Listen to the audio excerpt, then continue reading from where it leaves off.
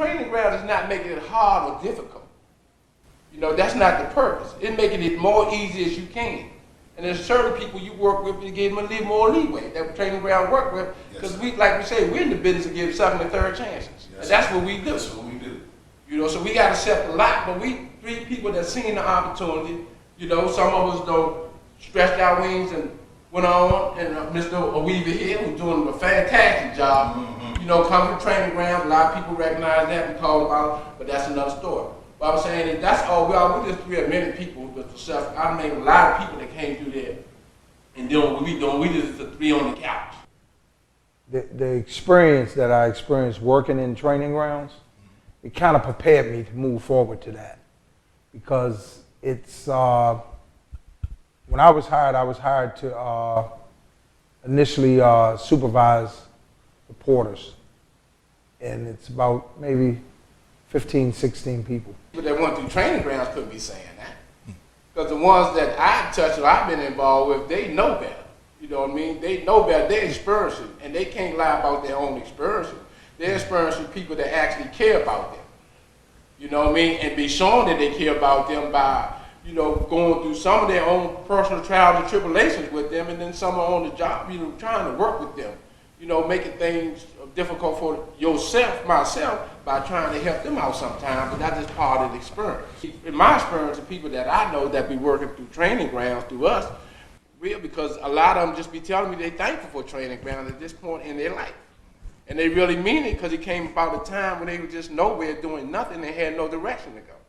And a lot of the people that came out there and been successful, so I know they can't be them. And I work with dudes every day that be telling me.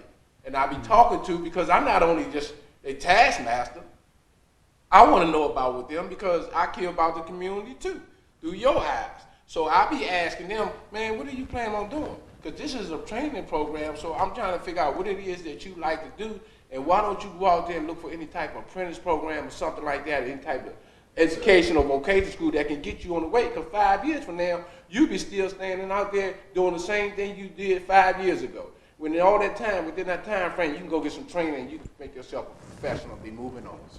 Because I was gone, back to the time that I was gone, my kids was 3 years old when I left home.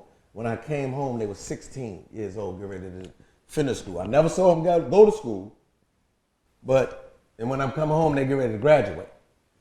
So I looked at my life and I'm looking at myself and I'm saying, you basically giving away your whole life to an incarcerated time, which is no more incarcerated, there's no more rehabilitation. Let's get that understood. You're getting warehoused in there. Well, that's a whole nother story within itself, because you have to make yourself get your education. You have to push.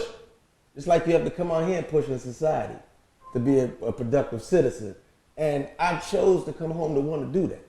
I chose to come home and not want to go back outside.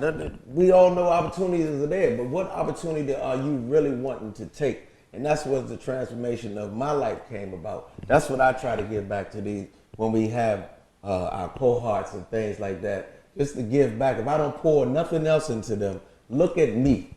Just look where I am.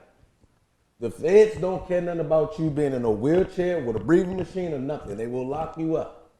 So if they don't care about me, then I gotta care about myself. Yes, sir. I gotta care about my family. I gotta care about what goes on around me. Yes, sir. And the only way I can do that and be a strong man is to stand up and do things that's clear to make that path right for my children, yes, for the time that I do have with them left on this earth. Oh, I appreciate that, man. That's from the heart. Roger, I definitely appreciate exactly the perspective, because you are an excellent ambassador.